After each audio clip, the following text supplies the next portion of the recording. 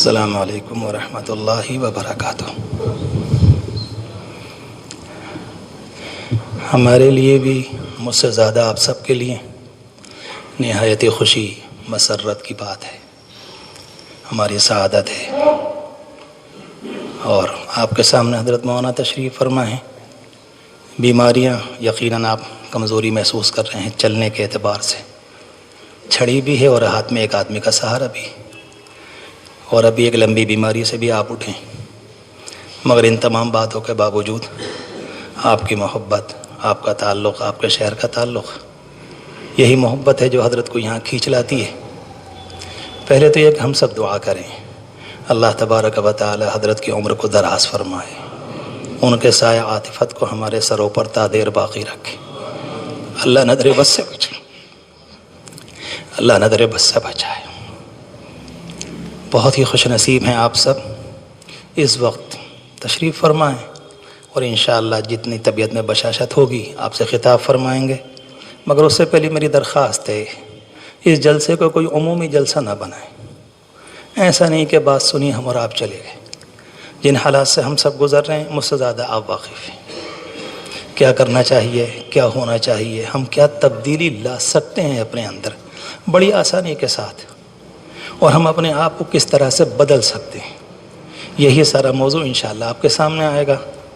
اس لیے اللہ کے لیے ہر بات کو دل کے کانوں سے سنیں اور نیت کریں، اللہ کے گھر میں اللہ سے عہد کریں انشاءاللہ کہ سنیں گے بھی، عمل بھی کریں گے، اور یہاں سے جانے کے بعد پوری طرح سے عملی طور پر اسے زندگی میں لائیں گے۔ اور اس گناہگار کی آپ سے درخواست یہ ہے، تمام علماء کرام کے لیے، بالخصوص حضرت بھائی صاحب دامت برکاتہم کے لیے، اپنی دعاؤں میں کچھ خصوصی حصہ بنا دیں۔ اس گناہگار کی اس بات کو مان ہی لیجیے گا، بڑا احسان ہوگا ہم سب پر کہ اللہ ان کے سائے کو ہم سب پر اور پوری امت پر عافیت کے ساتھ باقی رکھے۔ السلام علیکم ورحمۃ اللہ۔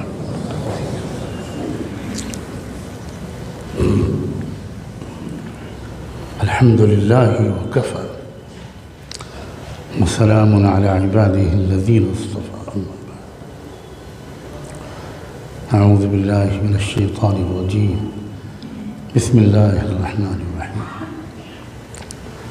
قل ان کان آباؤکم وابناؤکم وازواجکم وعشیرتکم واموال اقترفتموها وتجارة تخشون كسادها ومساكن ترضونها أحب إليكم من الله ورسوله وجهاد في سبيله فتربصوا حتى يأتي الله بأمره۔ وقال تعالى ففروا إلى الله إني لكم منه نذير مبين ولا تجعلوا مع الله إلها آخر إني لكم منه نذير مبين۔ سبحان ربك رب العزة عما يصفون وسلام على المرسلين والحمد لله رب العالمين۔ اللهم صل على سيدنا محمد وعلى آل سيدنا محمد وبارك وسلم۔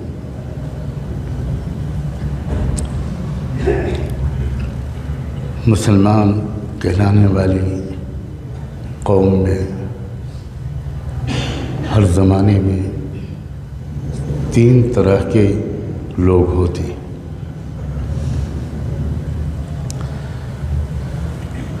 ایک تو وہ لوگ ہوتے ہیں جو سچ مچ حقیقی مسلمان ہوتے ہیں، اسلام میں داخل نہیں ہوتے، اسلام ان کے اندر داخل ہو چکا ہوتا ہے، ان کی ہڈی ہڈی بوٹی بوٹی رگ رگ میں اسلام کی محبت ہر چیز سے زیادہ ہوتی ہے۔ وہ تربیت پائے ہوئے ہوتے ہیں، تقوی والے ہوتے ہیں، گناہوں سے دور رہتے ہیں، محتاط زندگی گزارتے ہیں، اپنی ذمہ داریوں کا احساس رکھتے ہیں، ایک باپ کی حیثیت سے، ایک ماں کی حیثیت سے، ایک شوہر کی حیثیت سے، ایک خاندان کے بڑے کی حیثیت سے،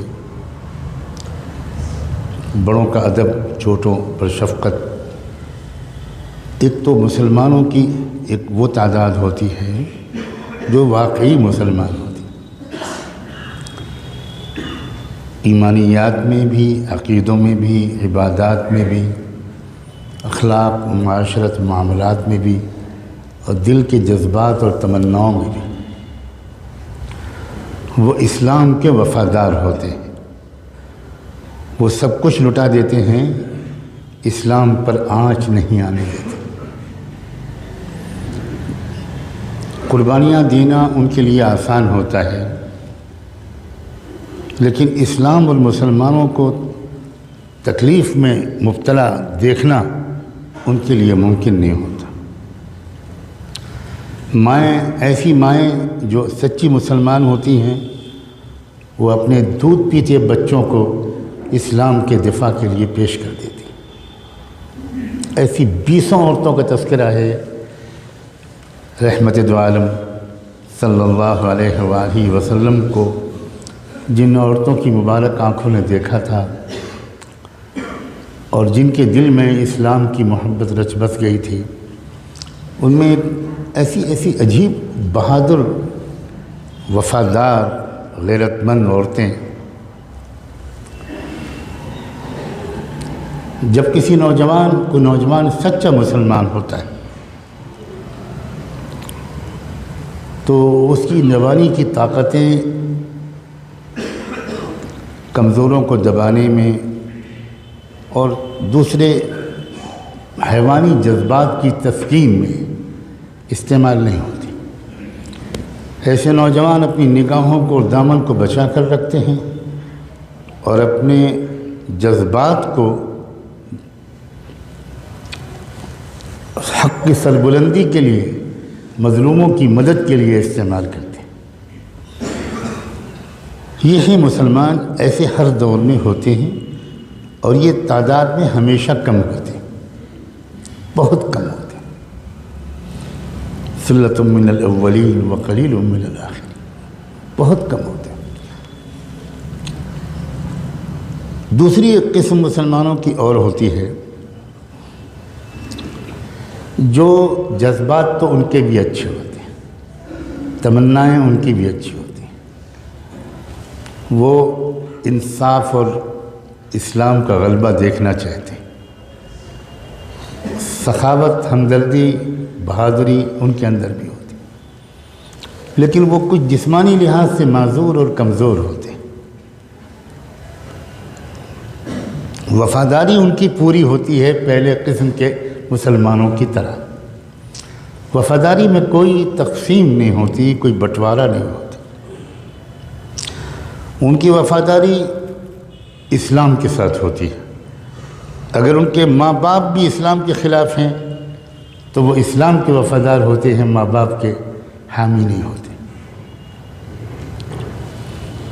ایک نوجوان تھا، اور میں تھا کہہ رہا ہوں صرف اس لیے کہ میں نے لفظ نوجوان بولا ہے، ورنہ ساری دنیا کے بزرگوں کی عزتیں اس نوجوان کے قدموں پر قربان۔ اس کا نام تھا عبداللہ، اور اس کا باپ تھا اسلام کا دشمن۔ بہت لمبے سفر پر نکلے تھے جب رحمت دو عالم صلی اللہ علیہ وآلہ وسلم بہت بڑی تعداد میں سچے مسلمانوں کو لے کر، یہ جو غزوہ تبوک ہے، غزوہ تبوک کی ایک خصوصیت یہ ہے کہ اس نے مدینے کے معاشرے کے تینوں قسم کے لوگوں کو بالکل ایک ایک کو آئیڈینٹیفائی کر دیا تھا، ایک ایک کو بالکل شناخت، اس کی نام کے ساتھ، کیا نام ہے، باپ کا نام کیا ہے، کون سے قبیلے کا ہے۔ یہ غزوہ تبوک کا خاص مقصد معلوم ہوتا ہے، ایک مقصد بہت بڑا یہ بھی معلوم ہوتا ہے، اور اس کی طرف سورہ توبہ میں بہت واضح اشارے۔ 30,000 صحابہ کو لے کر نکلے تھے اللہ کے رسول صلی اللہ علیہ وسلم۔ اور اس وقت مدینے میں تینوں قسم کے مسلمان تھے، اور حضور یہ چاہتے تھے کہ میرا وقت اب زیادہ بچا نہیں ہے، تو مدینے کے اندر تینوں قسم کے مسلمان یہ کھل جائے حقیقت کون کس کیٹیگری کا ہے۔ اور وہ بہت کام آیا۔ میرا موضوع اس وقت یہ نہیں ہے کہ وہ پہچان پورے خلافت راشدہ کے دور میں کام آئی۔ تو دوسرے قسم کے ایک مسلمان ہوتے ہیں کہ جو وفادار ہوتے ہیں، وہ بھی مخلص ہوتے ہیں، وہ بھی متقی ہوتے ہیں، اچھے ہوتے ہیں، ان کی وفاداری بالکل بٹی ہوئی نہیں ہوتی، وہ اللہ اور اللہ کے رسول کے اور اسلام کے وفادار ہوتے ہیں، وہ انصاف کا اور حق کا غلبہ چاہتے ہیں۔ لیکن کچھ وجوہات سے کچھ چیزیں ہوتی ہیں، کچھ معذوری ہوتی ہے، بہت زیادہ مجاہدہ، بہت زیادہ پرمشقت کام نہیں کر سکتے، سامنے سے دشمن سے ٹکر نہیں لے سکتے، ایسے بھی لوگ ہوتے ہیں۔ کچھ بوڑھے ضعیف ہیں، جذبات بہت ہیں، عورتیں تڑپ رہی ہیں، بار بار اجازت مانگ رہی ہیں کہ اللہ کے رسول اکیلے مرد شہید ہو رہے ہیں اور ہم لوگ گھر میں بیٹھے ہوئے ہیں، ہمیں اجازت دے دیجیے اللہ کے رسول۔ بار بار عورتوں کی طرف سے درخواست آتی تھی، اور حضور کو یہ تک فرمانا پڑا، اے عورتوں، حج میں جانا یہی تمہارا جہاد ہے۔ یہ تک ان کو تسلی دینے کے لیے کہنا پڑا۔ دروازے پر ایک عورت کھڑی نظر آئی، حضور نے کہا، حضرت بلال سے کہا کہ ذرا جاؤ، یہ اندر بھی نہیں آ رہی، کیا بات ہے، باہر کھڑی ہوئی ہے، یا پوچھ کیا ہو۔ حضرت بلال جب گئے تو رو رہے تھے، واپس آتے ہوئے جواب نہیں دے پائے حضور کو، کسکیوں سے رو رہے تھے۔ حضور نے کہا کہ بلال صبر کرو، مجھے بتاؤ کیا کہا اس نے۔ انہوں نے کہا کہ وہ ایک چھوٹے سے بچے کو گود میں لیے ہوئے، اور اس نے کہا کہ میرے کان میں آواز پڑی ہے کہ حضور نے اعلان کروایا ہے کہ ایک بڑی مہم پر جانا ہے، ہر گھر سے ایک مرد کا آنا ضروری ہے۔ میرے گھر میں کوئی مرد نہیں ہے، میرے شوہر اللہ کے راستے میں شہید ہو چکے ہیں، یہی بچہ ہے میرے گھر میں اس کو لے کر آئی۔ حضور نے انگلی اوپر اٹھائی، آسمان کی طرف دیکھا، کہا اللہ دیکھ لیجئے، گواہ رہی ہے، ایسی بندیاں جس امت میں ہوں، کیا وہ امت کفار سے شکست کھائے گی؟ عورت ہے، جا نہیں سکتی، جذبات دیکھو، وفاداری دیکھو، ہمت دیکھو، تمنائیں دیکھو۔ وہ یہ سوچ سکتی تھی کہ یہ میرا بیٹا میرا اکیلوتا سہارا ہے، میرے گھر میں کوئی ہے ہی نہیں۔ تو دوسری قسم ایک ہوتی ہے مسلمانوں کی، جن کے جذبات، جن کی بہادری، جن کی ہمت، جن کے حوصلے، جن کی تمنائیں، جن کی وفاداریاں پہلے قسم کے مسلمانوں کی طرح ہوتی ہیں، لیکن کوئی عذر ہے جس کی وجہ سے وہ اس طرح جسمانی طور پر مشقت اور بہادری والے کام نہیں کر پا رہے۔ اس دوسری قسم میں بھی ایسے لوگ ہوتے تھے جو بھول جاتے تھے کہ ہم معذور ہیں۔ احد کا میدان سج رہا ہے، صحابہ کرام تیار ہو کر آ رہے ہیں ہتھیار لے کر۔ ایک صحابی جو ایک ٹانگ کٹی ہوئی تھی، معذور تھے، وہ بیساکھی کے سہارے، عمرو بن جموح نام تھا ان کا، وہ لنگڑاتے ہوئے حضور کے پاس آتے، اللہ کے رسول مجھے قبول کر لیجیے۔ حضور جواب دیتے ہیں، اما انت فقد وضع اللہ عنک الجہاد، عمر تم معذور ہو، تمہیں کوئی ثواب میں کمی نہیں ہوگی، اللہ دیکھ رہا ہے کہ تمہارا کیا حال ہے، تم اس سفر میں مت جاؤ۔ ان کا بیٹا آ کر کہتا ہے، اللہ کے رسول ابا کو گھر بھیج دیجئے، آپ نے بہت صحیح فیصلہ فرمایا، مجھے بھیج دی۔ حضور نے کہا ٹھیک ہے تم جاؤ۔ اب ابن جموح بوڑھے اور لنگڑے رونے لگتے ہیں کہ اللہ کے رسول کیا غیرت میری گوارا کرے گی کہ میرا بیٹا جائے اور میں گھر پہ واپس بیٹھ جاؤں؟ حضور ایک تمنا ہے میری، قیامت کے میدان جب اللہ تعالیٰ بلا کر پوچھے گا کیا کر کے آئے ہو، تو میں کہوں گا کٹی ہوئی ٹانگ اور لنگڑے پیر کے ساتھ جہاد کر کے آیا۔ حضور نے یہ سنا اور کہا ٹھیک ہے جاؤ، اور وہ گئے اور شہید ہوئے۔ اور اس کے بھی آگے سنو سچے مسلمانوں کی تمناؤں کا احترام اللہ کس طرح کرتا ہے کہ جب حضور نے جائزہ لیا کتنے میرے ساتھی چہیتے شہید ہوئے، اور آپ نے حکم دیا کہ تدفین تو مدینے میں ہوگی، بقیع میں سب کو دفن کیا جائے گا، چلو سب کے لاشوں کو مدینے کی طرف لے کر چلو۔ عمرو بن جموح کی لاش کو اونٹ پر رکھا گیا، جیسے ہی مدینے کی طرف کو اس اونٹ کو چلایا گیا وہ اونٹ بیٹھ گیا، پھر اٹھایا اس کو، پھر مدینے کی طرف چلایا گیا، پھر بیٹھ گیا۔ جو صحابی اونٹ کو چلانے کی کوشش کر رہے تھے انہوں نے اونٹ کو الٹے رخ پر کیا، احد کے رخ پر، تو چل پڑا، پھر اس کو رخ بدلا، مدینے کی طرف لے کر چلنے کی کوشش کی، پھر بیٹھ گیا۔ حضور سے آ کر لوگوں نے کہا کہ یہ کیا ہو رہا ہے اللہ کے رسول، یہ ہمارے دوست اور ساتھی شہید عمرو بن جموح کا عجیب معاملہ ہے، مدینے کی طرف اونٹ کو لے کر چلتے ہیں، ان کی لاش کو اس کے اوپر رکھ کر تو وہ چلتے ہی نہیں، الٹی سمت پر ہانکتے ہیں تو چل پڑتا ہے۔ حضور نے کہا کہ ان کے گھر میں جا کر پوچھو گھر والوں میں کوئی ہے کہ کیا گھر سے نکلتے وقت عمرو نے کوئی دعا مانگی تھی؟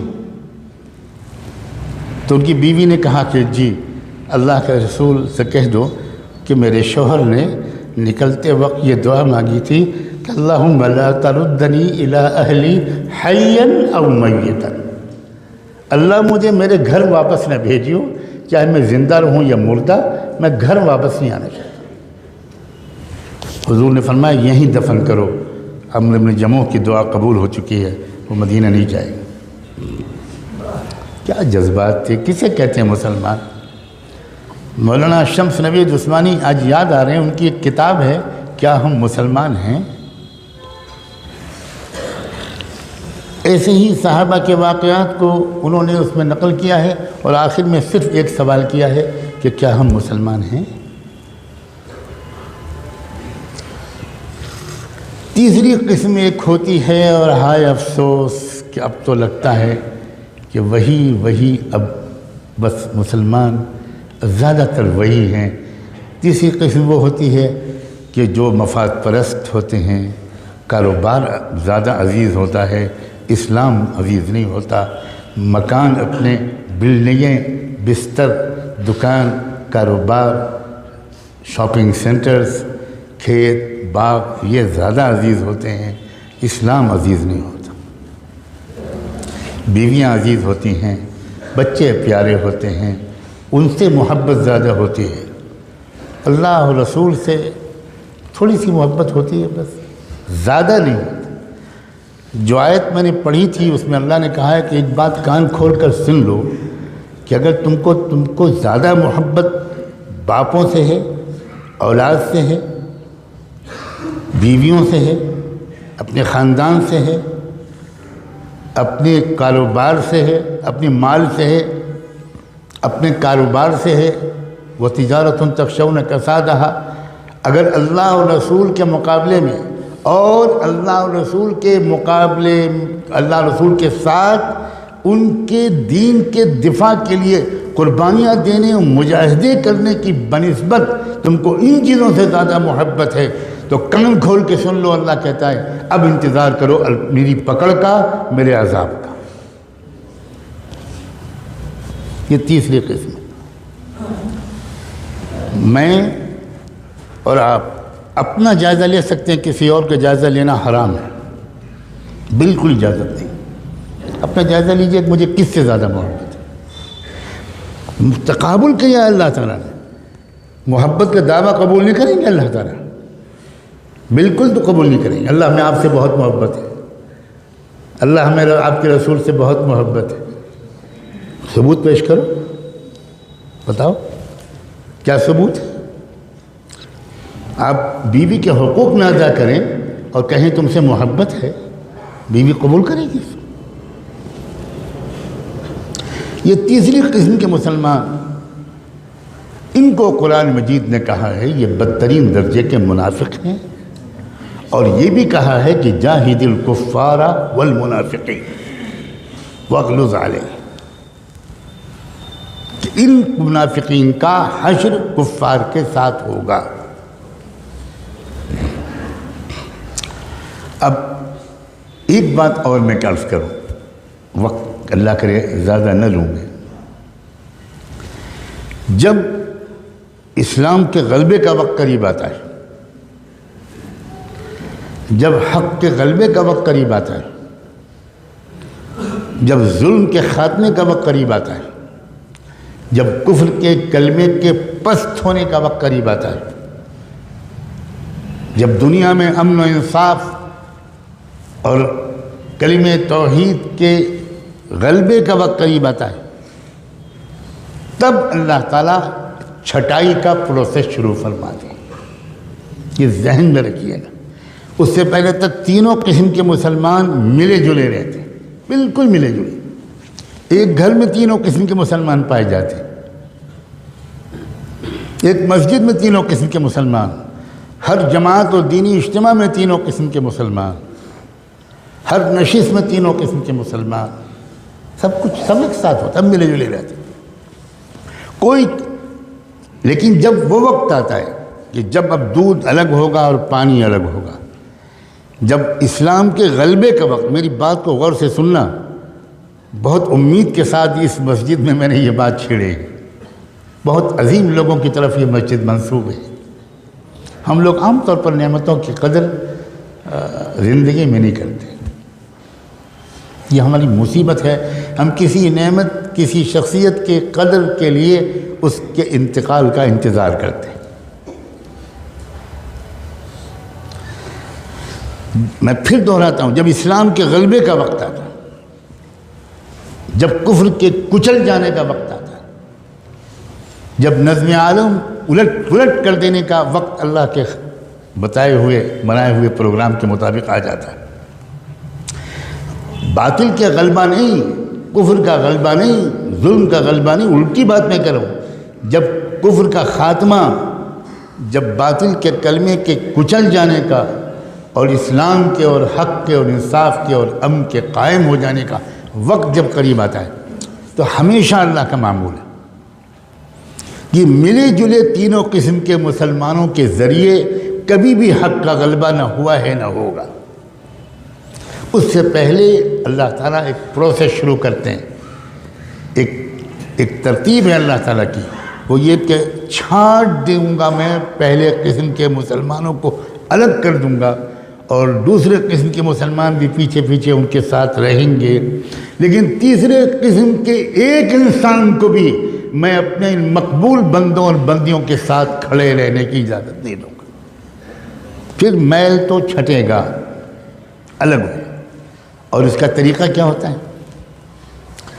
اس کا طریقہ اللہ کی طرف سے یہ ہوتا ہے کہ کفر ظلم شروع کرتا ہے، ستانا شروع کرتا ہے، بڑھتا چلا جاتا ہے ظلم، ٹارچر ہوتا ہے، چلتے پھرتے مسلمانوں کو مارا جاتا ہے، جیلوں میں ٹھوسا جاتا ہے۔ یہ طریقہ ہے اللہ کا، یہ فلاں حکومت کر رہی ہے، فلاں حکومت کر رہی ہے، یہ ظاہری طور پر ہم کو اسباب کے اعتبار سے کچھ کام کرنا ہماری ذمہ داری ہے، لیکن میں سمجھا رہا ہوں یہ اللہ تعالیٰ کا ہمیشہ سے یہ سسٹم ہے۔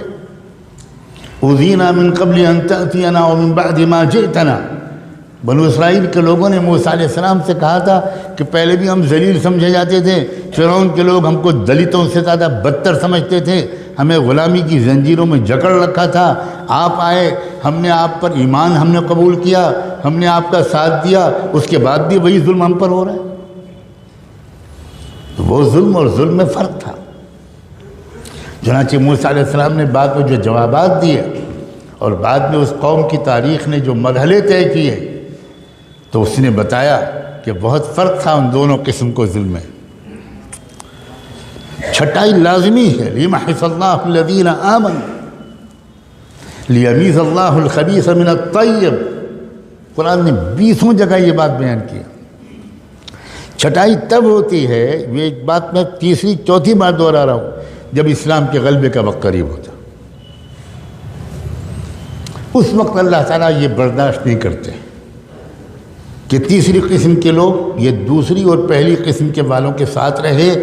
احد کی جنگ میں اللہ کے رسول نکلے صحابہ کو ساتھ میں لے کر، اور یہ تیسری قسم کے لوگ بھی ساتھ تھے جو اندر سے کچھ اور تھے، اوپر سے کچھ اور تھے، اور یہ بھی ساتھ چلے. مگر راستے میں 300 اس تیسری قسم کے لوگ حضور کا ساتھ چھوڑ کے الگ چلے گئے. کیوں الگ چلے گئے؟ اس لیے کہ یہ اللہ کے نظام کے مطابق ممکن ہی نہیں تھا کہ یہ تیسری قسم کے لوگ اس فتح کے وقت میں ان کے ساتھ رہیں. یہ ممکن نہیں، یہ اللہ تعالیٰ کبھی نہیں ہونے دیتے. مسلمانوں، خدا کے لیے اس بات کو غور سے سمجھو کہ یہ تیسرا یہ وہ دور ہے جب اللہ تعالیٰ نے فیصلہ کر لیا ہے ایک ایک کو چھانٹ کے رہوں گا، چاہے وہ خادم الحرمین الشریفین ہوں، اور چاہے وہ کعبے کے لباس کے متولی ہوں، اور چاہے وہ بڑے بڑے عرب لوگ ہوں اور کعبے کے ممبر پر کھڑے ہو کر نصیحت کرنے والے ہوں، اور چاہے وہ کہیں کے لوگ ہوں، ایک بھی نہیں چھوڑیں گے اللہ. سب تھوڑے سے مٹھی بھر لوگ ہوں گے جن کو اللہ چن لیں گے، اور ان کے ذریعے سے پوری دنیا کے اندر ایسا انقلاب آ جائے گا کہ شجر و حجر بھی حیران رہ جائیں. یہ کیا ہو گیا؟ یہ سسٹم ہے اللہ کا. چھٹائی شروع ہو چکی ہے بڑی تیزی کے ساتھ، اور شروع بھی اللہ نے کہاں سے کی ہے چھٹائی؟ میرے منہ پر الفاظ نہیں آ سکتے کہ کہاں سے چھٹی ہوئی ہے. بدأ الاسلام غریبا وسيعود غریبا کما بدا. وہاں سے چھٹائی. اللہ تعالیٰ کے کوئی رعایت نہیں. تم ہاشمی ہو، تم مطلبی ہو، تم مکی اور مدنی ہو، تم قریشی ہو، اور تم فلاں ہو، اور تم سعودی ہو، اور تم یہ ہو اور وہ ہو، ہم تمہاری اندرون کی باتوں کو جانتے ہیں. وَمَن يَتَوَلَّهُ مِنْكُمْ فَإِنَّهُ مِنْهُمْ. یہ ہے دور، یہ عام دور نہیں ہے، یہ چھٹائی کا زمانہ ہے. آخری موقع ہے سنبھلنے کا، آخری موقع ہے توبہ کا، اور اپنی وفاداری کو ٹھیک کرنے کا. صرف ٹوپی پہن لینے کا نام بدلنا نہیں ہے، صرف کرتا پجامہ اور داڑھی کا نام بدلنا بالکل نہیں ہے. ہمیں جائزہ لینا پڑے گا کہ کیا ہم اسلام کے وفادار ہیں یا اپنی پارٹی کے وفادار ہیں، اپنی سیاسی پارٹی کے وفادار ہیں، اپنے لیڈر کے وفادار ہیں، اپنے پیٹ کو شرمگاہ کے وفادار ہیں، اپنی ذاتی انٹرسٹ اور اغراض کے وفادار ہیں. قدم قدم پر ٹکراؤ ہوگا، قدم قدم پر ٹکراؤ ہوگا. ایک طرف تقاضا ہوگا اسلام کی وفاداری کا، اس میں ممکن ہے تکلیفیں آئیں، بالکل آئیں گی، بالکل آئیں گی. جیل بھی آئے گی، پھانسی بھی ہوگی، سزائے موت بھی ہوگی، فقر و فاقہ بھی ہو سکتا ہے، پتہ نہیں کیا کیا ہو سکتا ہے.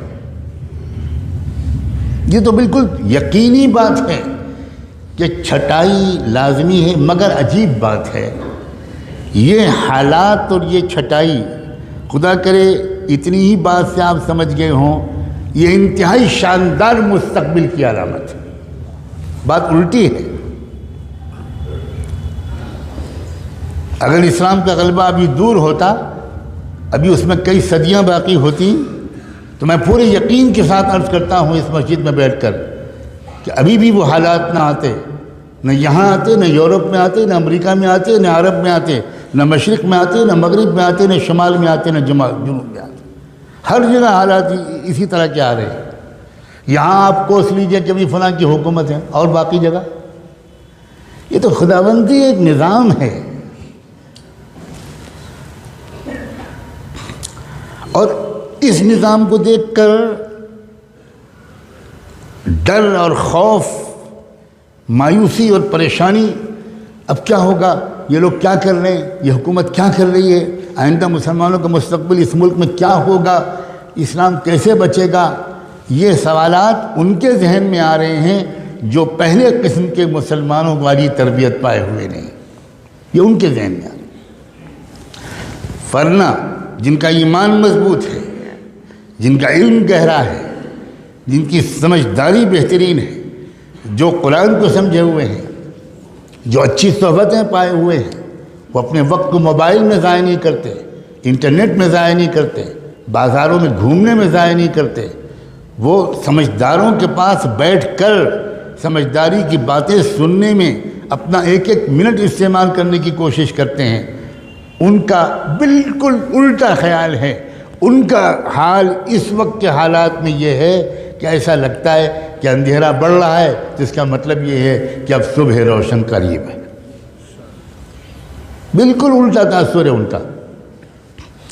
ان کو فکر جانتے کس بات کی ہے؟ میں صاف کہنا چاہتا ہوں، پہلی قسم کے اس وقت جو ایمان والے ہیں ان کو فکر یہ ہے کہ میرا بھی شرکت، میری بھی اس فتح والی مہم میں ہو پائے گی کہ نہیں ہو پائے گی، یہ فکر ہے ان کو۔ فتح تو ہوگی، الا ان نصر اللہ قریب۔ اس ملک کو بھی پہچاننا مشکل ہوگا، اس کے چپے چپے سے کلمہ توحید کی آواز آئے گی، یہ چمن معمور ہوگا نغمہ توحید سے، یقیناً اس میں کوئی شک نہیں ہے۔ فکر جو ہے اس پہلی قسم کے لوگوں کو وہ یہ کہ میری شرکت، میری اولاد کی شرکت، میرے جگر کے ٹکڑوں کی شرکت، میرے شاگردوں کی شرکت، میرے دوستوں کی شرکت، میرے قریبی لوگوں کی شرکت اس مہم میں ہو پائے گی کہ نہیں ہوگی۔ ہم تو نہیں کان پکڑ کے نکال دیے جائیں گے، ہم تو نہیں محروم کر دیے جائیں گے کہ نہیں تم نہیں شریک ہو سکتے، تم اس قابل ہی نہیں، ہم تم کو خوب پہچانتے ہیں، ہم تم کو خوب پہچانتے ہیں۔ لا تخرجوا، کیا ہے وہ جو کہا گیا تھا ان منافقین سے،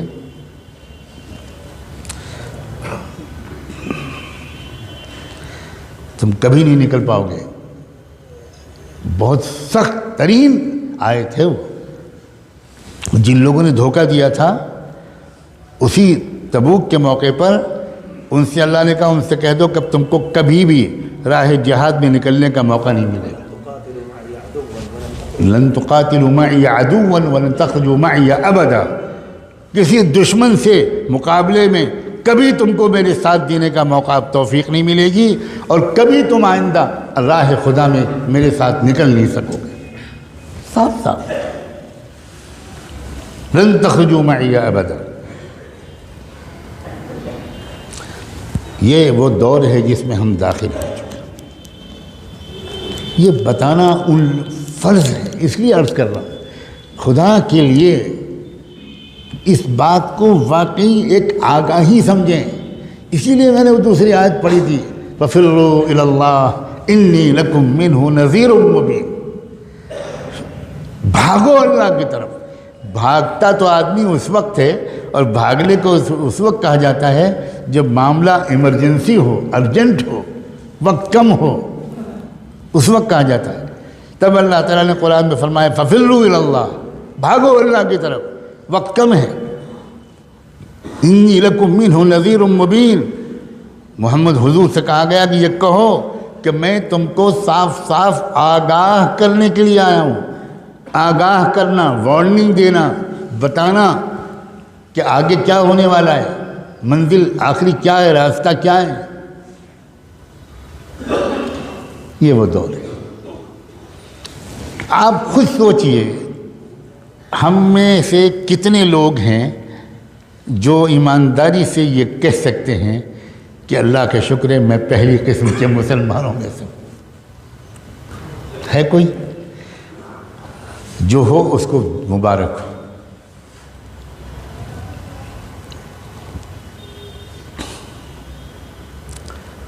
اصل اسلام کس کو کہتے ہیں بھائی؟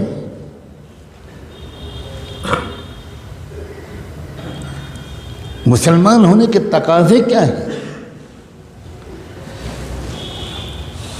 عام حالات میں تو سب، لیکن جب مقابلہ ہوتا ہے تب حقیقت کھلتی ہے۔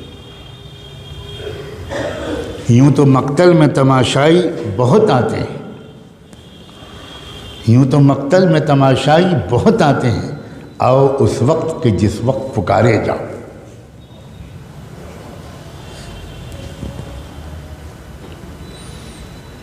ڈرنے کا، خوف کرنے کا، مایوس ہونے کا کوئی سوال ہی نہیں بنا۔ اصل میں چونکہ ہم لوگوں نے اس دنیاوی زندگی کو لہو و لعب بنا لیا ہے، زینت و تفاخر فی الاموال والاولاد، ہم نے بس مزے مزے کی زندگی گزارنا ہم چاہتے ہیں، کوئی چیلنج نہ آئے، کوئی پریشانی نہ ہو، یہ ہماری سب کی مصیبت ہے۔ ہم نے اس دنیا کو غلط سمجھا ہے۔ حضور فرما رہے ہیں دنیا سجن المومن، یہ دنیا مزے مزے سے جینے کے لیے بنائی نہیں گئی ہے۔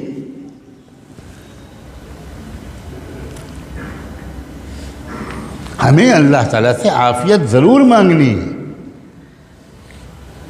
لیکن عافیت مانگنے کا یہ مطلب ہے تو کیا اللہ کے رسول کو عافیت مانگنا نہیں آتا تھا؟ کیا صحابہ کرام کو عافیت مانگنا نہیں آتا تھا؟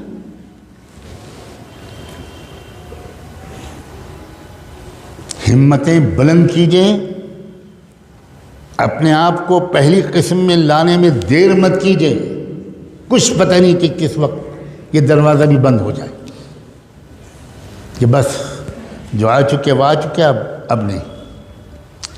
بھاگ بھاگ کے دینی مجلسوں میں چاہیے، فضول وقت مت ضائع کیجئے۔ روزانہ کتنے اچھے دینی کتابوں کا مطالعہ آپ کر سکتے ہیں مگر نہیں کرتے، کتنا وقت ضائع ہو رہا ہے اللہ کی پناہ۔ بیٹھکوں میں، گپا اسٹک میں، بازاروں میں، ٹی وی دیکھنے میں، موبائل دیکھنے میں، کھیل کرنے میں، کیا وقت ضائع ہو رہا ہے، کیا زندگی ہے یہ۔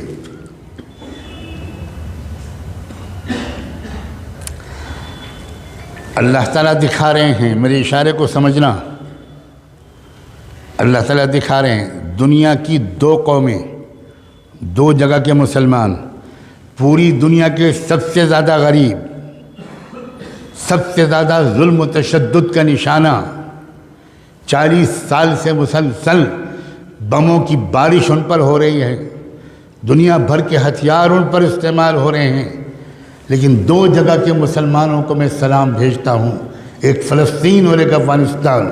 کھل کے کہہ رہا ہوں، ان نوجوانوں نے پہلی قسم کا مسلمان بننے کی کوشش کی ہے تو ساری دنیا کا باطل الٹا لٹکا ہوا ہے اور بلینز آف ڈالرز وہاں پر خرچ کیے جا رہے ہیں، مگر اسلام کا جھنڈا جھکنے کو تیار نہیں ہے۔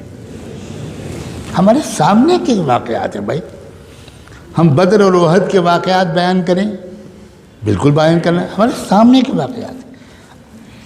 افسوس لوگوں کو ان خبروں کی کوئی جستجو نہیں ہے۔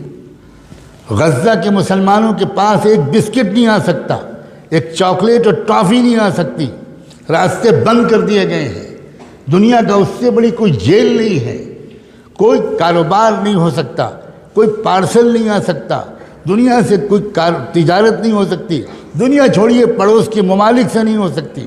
پڑوس کے عرب ممالک ان کے دشمن بن گئے ہیں، پڑوس کے عرب ممالک نے سب کچھ ان کے لیے بند کر دیا ہے اور یہ طے کر دیا کہ یہ فلسطین کے یہ سر پھرے ان کو جینے نہیں دیں گے، یہ بھوک سے تڑپ تڑپ کر مر جائیں۔ مگر میں کس طرح اپنی محبت کا اظہار کروں ان حالات میں؟ 2018 اور 2019 اور 2019 اور 2020 ان 2 سالوں میں 21,000 لڑکیاں وہاں حافظ قرآن بنی، لڑکیاں۔ مخیمات و تحفیظ القرآن، وہاں خیمے لگتے ہیں، مدرسے نہیں بن سکتے، اسکول نہیں بن سکتے، تعمیر نہیں ہو سکتی، سیمنٹ نہیں ہے، اینٹیں نہیں ہیں، سریا نہیں ہے، کسی چیز کی سپلائی نہیں ہو سکتی۔ انہوں نے خیمے لگائے اور خیموں میں لکھا کہ ان خیموں میں جو لڑکیاں پردے کے ساتھ قرآن حفظ کرنے کے لیے آ سکے وہ آ جائیں۔ 21,000 لڑکیاں حافظ بن گئی۔ کیا قوم ہے! ان لوگوں نے طے کر لیا ہے کہ ہمیں جینا ہے مسجد اقصیٰ کی حفاظت کے لیے، ہمیں جینا ہے اللہ کی رضا کے لیے، ہمیں جینا ہے شہید مغفرت پانے کے لیے۔ چھوٹا سا علاقہ، مٹھی بھر لوگ، مگر ساری دنیا کی طاقتیں ان سے ایمان کو چھیننے اور سودا کرنے اور دبانے میں لگی ہوئی ہیں، مگر پہلے قسم کے مسلمان ہیں وہ. میرا یقین ہے یہ، اللہ اس یقین کی لاج رکھے. طے کرنے کی بات ہے بھائی، طے کرنے کی بات ہے.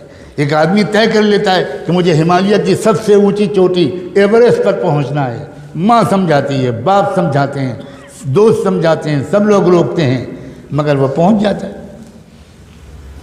کیا ملتا ہے اس کو اوپر پہنچنے سے؟ ایک فوٹو چھپ جاتا ہے، ختم. انسان کوئی بات طے کر لے، اسے کوئی طاقت اسے روک سکتی ہے؟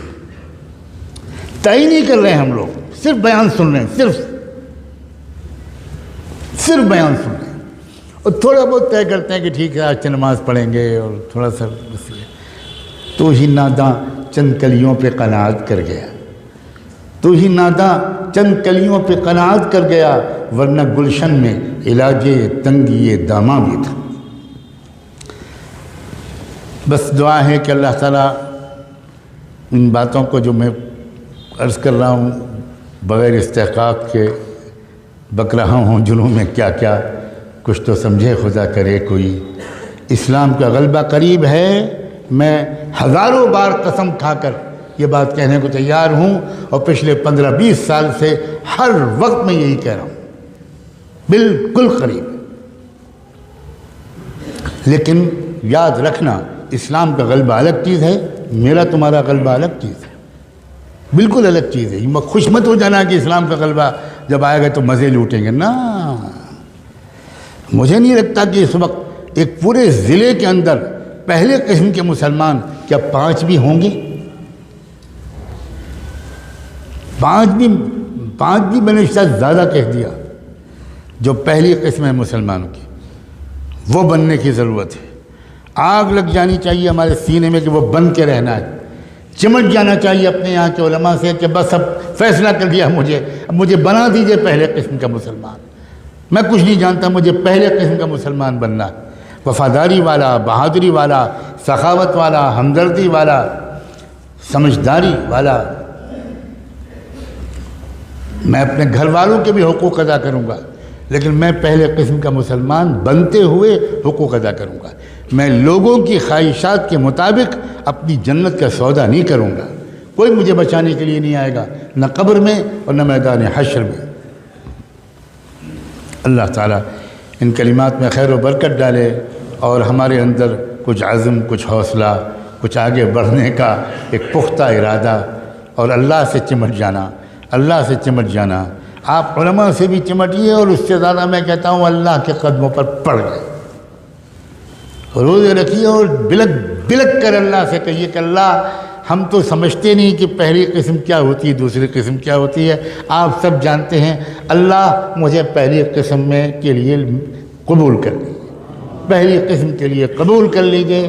مجھے کسی کی داد نہیں چاہیے، مجھے شہرت نہیں چاہیے، کسی کو پتہ بھی نہ چلے، لیکن میں تیسری قسم میں جینا اور مرنا نہیں چاہتا. مجھے اس سے نکال لیجیے، مجھے اس سے نکال لیجیے، اور مجھے پہلی قسم میں لے آئیے. یہی دعا آپ سب میرے لیے بھی کریں، بہت زیادہ آپ کا احسان ہوگا. جزاکم اللہ وبارک فیکم، وآخر دعوانا ان الحمدللہ رب العالمین. مائک باہر جائے گا. انشاءاللہ مختصر سی دعا ہوگی، اس کے بعد انشاءاللہ نماز. جو باتیں حضرت نے فرمائی ہیں سچ یہ ہے. بھائی صاحب تشریف لائے تھے پرسوں مراد آباد. جب میں پرسوں گیا میری ملاقات ہوئی، اور کافی لمبے عرصے کے بعد ہوئی. تو میں تو یہ سوچ رہا تھا کہ پتہ نہیں سفر سنبھل کا ہوگا تو پھر کیسے ہوگا، اور کس طرح سے تشریف لائیں گے. اور اس وقت جب یہاں تشریف لائے ہیں تو آپ کے سامنے، اور اب جو بات ہوئی ہے تو میں سمجھ نہیں پا رہا. اللہ کی قسم کھا کر کہہ رہا ہوں، میں سمجھ نہیں پا رہا. آپ کی طلب کہوں یا آپ کی پیاس کہوں، یا پتہ نہیں کوئی اللہ کا بندہ نیک دل اس میں کوئی بیٹھا ہوا ہے، کسی کی آنکھ کے آنسو شاید اللہ کے دربار میں قبول ہو گئے. اس طرح سے ہمارے اور آپ کے سامنے دل کو نکال کر رکھا ہے، اور کتنی ہمارے لیے نیچے اتر کر بات کی ہے کہ کسی طرح سے میرے اور آپ کے دل میں کچھ تو ایسی ہو کہ ہم اپنے بڑوں کو کچھ تو یقین دلائیں. مطلب کب تک رلائیں گے ہی نہیں، کب تک؟ مطلب ان کا کام یہی رہ گیا، کبھی سنبھل میں آ کے رولے، کبھی مراد آباد میں تو کبھی علی گڑھ میں، کبھی لکھنؤ میں، کبھی بمبئی میں، یہی کام رہ گیا۔ میرے عزیزوں، میرے جوانوں، قابل احترام بزرگوں، آپ سے کہہ رہا ہوں، بھری مسجد میں اللہ سے عہد کرو کہ انشاءاللہ آج سے، ابھی سے اپنے آپ کو بدل کر رہیں، طے کرو، ان بوڑھوں کو یقین دلاؤ، کہیں ایسا نہ ہو کہ کچھ دنوں کے بعد یہ ہمیں تمہیں بدان کے نہ رہ سکے۔ ان کے آنسوؤں کے نیچے میں اور آپ زندگی گزار رہے ہیں، یہ نہ رہے تو شاید اس کے بعد کوئی ہماری اور آپ کی سرپرستی والا نہ رہے گا۔ پورا یقین دلائیے، اطمینان دلائیے کہ ہمارے گھروں میں آج سے نمازوں کی پابندی ہوگی۔ ہم نے ایک ایک بات کو سمجھ لیا، دل پر لے لیا۔ ہم اللہ سے عہد کرتے ہیں کہ انشاءاللہ آج کے بعد زندگی اسلامی ہدایات کے مطابق اور ان باتوں کو سامنے رکھ کر گزاریں گے۔ کہیے کہ انشاءاللہ بالیقین، یقین۔ اللہ جزائے خیر دے۔ اب دعا میں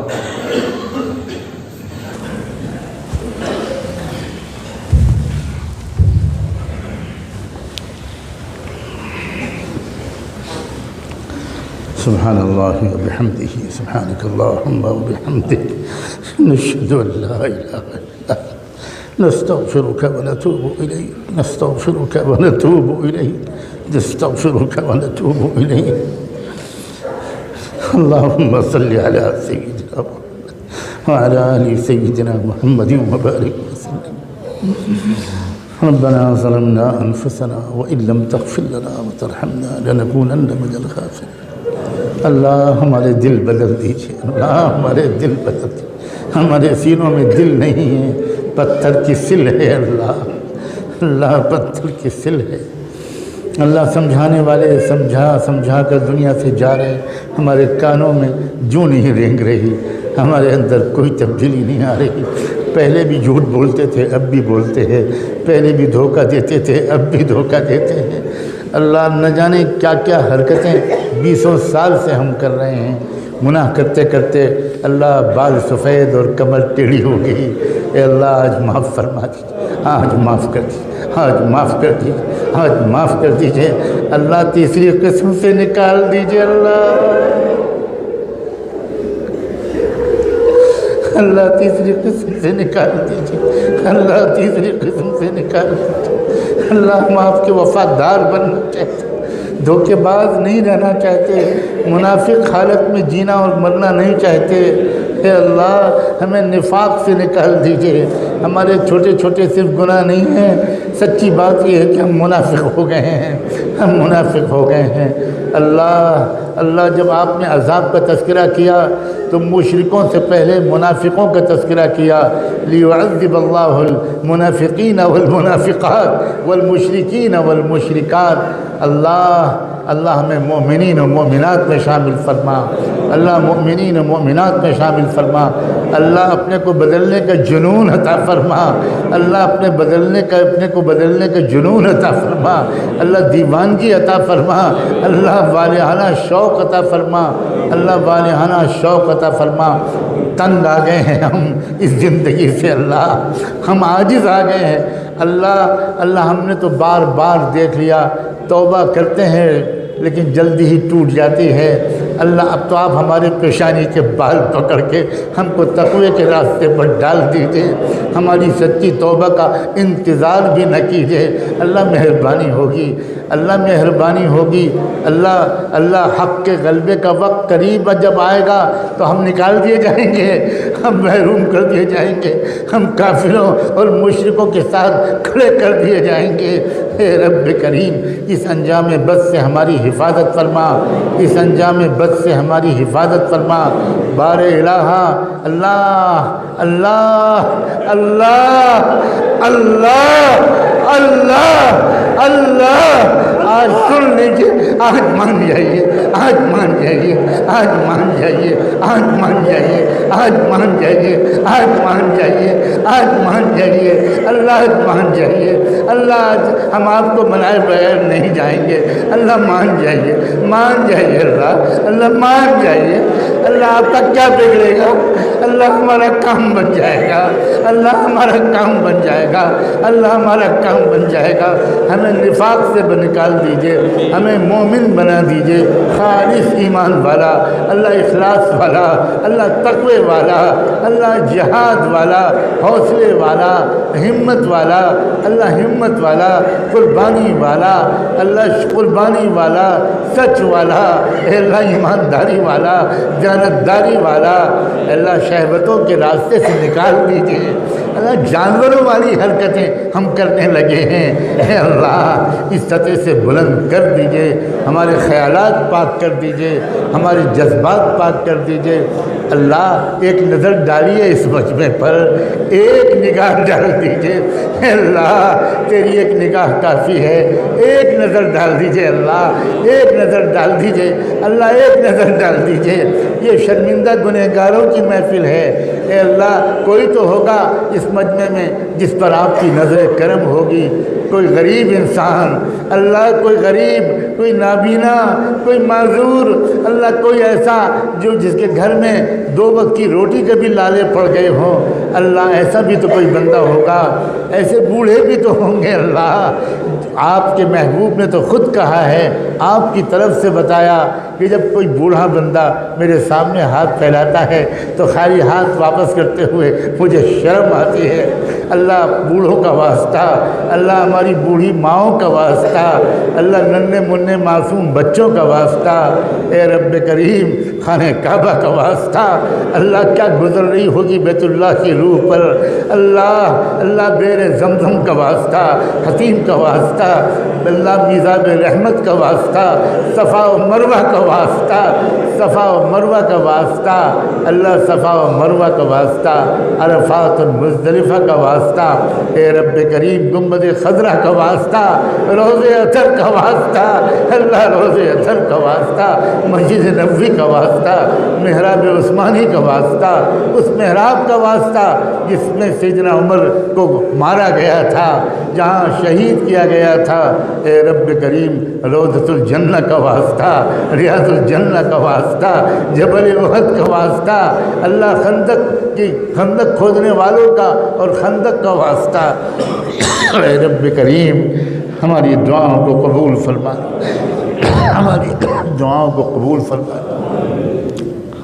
اے اللہ آپ کے محبوب نے اور ان کے ساتھیوں اور اہل بیت نے خون پسینہ بہا کر، بھوکے رہ کر، پتھر باندھ کر، ٹھنڈے چولہے کر کے اللہ یہ امت بنائی تھی، اللہ ہم مزے مزے میں اس امت کے ساتھ خیانت کر رہے ہیں، بے وفائی اور غداری کر رہے ہیں، رب کریم ہمیں وفادار بنا، ہمیں وفادار بنا، جو مانگا ہے وہ بھی عطا فرما، جو نہیں مانگ سکے وہ بھی عطا فرما، اللہ ایک درخواست اور ہے، ہم سب کی طرف سے رحمت دو عالم صلی اللہ علیہ وآلہ وسلم کی خدمت اقدس میں ہم سب کی طرف سے درود و سلام بھجوا دیجئے ان پر اور ان کی آل پر، ان پر اور ان کے اہل بیت پر، صحابہ اور صحابیات پر، ازواج مطہرات پر، ذریت طیبہ پر، ان کے نقش قدم پر چلنے والے تمام صالحین و صالحات اور تمام نیک مردوں اور عورتوں پر، اہل اللہ پر اور انہی کے راستے پر